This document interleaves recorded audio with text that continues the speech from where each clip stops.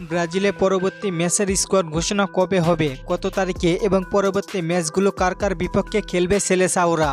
বর্তমানে নেইমারকে নিয়ে অনেক আলোচনা হচ্ছে, অনেকে কমেন্ট করেছেন আপনারা, তাদেরকে বলতেছি ভাই ব্রাজিল দলে একজন নেতা দরকার।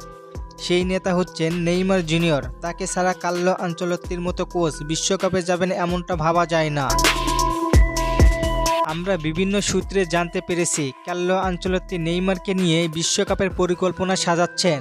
আর ব্রাজিল জাতীয় দলের স্কোয়াড ঘোষণার সময় সবসময়ই ফুটবল বিশ্বে একটি বড় আলোচনার বিষয় হয়ে থাকে, বিশেষ করে যখন সামনে বড় কোনো টুর্নামেন্ট থাকে। 2026 ফিফা বিশ্বকাপকে সামনে রেখে আরও 2টি প্রীতি ম্যাচ খেলবে সেলেসাওরা। একটি পানামার বিপক্ষে, সেই ম্যাচটি অনুষ্ঠিত হবে জুন মাসের 1 তারিখে রাত 2টায়। অপর ম্যাচটি হবে মিশরের বিপক্ষে জুন মাসের 7 তারিখ ভোর 4টায়। এই 2 ম্যাচকে সামনে রেখে মে মাসের 22 তারিখে দল ঘোষণা করবেন কোচ কার্লো আনচেলত্তি। 22 তারিখে দল ঘোষণা হলে 27 তারিখে সবাই ক্যাম্পে যোগ দিবেন এবং পরের দিন থেকে অনুশীলন শুরু করবেন। মোট 2 থেকে 3টি অনুশীলন কমপ্লিট করবেন ব্রাজিল। তারপরে পানামার বিপক্ষে মাঠে নামবে সেলেসাওরা। পানামা বর্তমানে ফিফা র্যাঙ্কিংয়ে আছে 33 নম্বরে, অপরদিকে মিশর রয়েছে 29 নম্বরে। মোটামুটি 2 দলই ভালো অবস্থানে রয়েছে, কাউকে হালকাভাবে নেওয়ার সুযোগ নেই।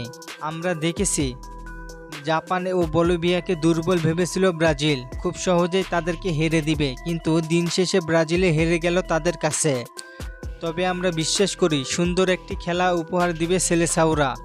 আপনার কি মনে হয়, ব্রাজিল কি পারবে পরবর্তী 2 ম্যাচ জিততে? জানিয়ে দিন আপনার মূল্যবান মতামত। আর চলেন আপনাদের কমেন্টগুলো দেখে আসি। জিসান ভাই প্রশ্ন করেছেন লুকাস পাকুয়েতা কি বিশ্বকাপ খেলবে? ভাই সম্ভাবনা কম। আবুজর ভাই প্রশ্ন করেছেন রাফিনহার কি অবস্থা? ভাই হ্যামস্ট্রিং ইনজুরিতে পড়েছে। মোহিত ভাই প্রশ্ন করেছেন হাল কি 2026 বিশ্বকাপ খেলবে? না ভাই, খেলবে না। ধন্যবাদ সবাইকে প্রশ্ন করার জন্য। আর ফুটবলকে নিয়ে নতুন কোনো প্রশ্ন থাকলে করতে পারেন, পরবর্তী ভিডিওতে রিপ্লাই করব। ধন্যবাদ।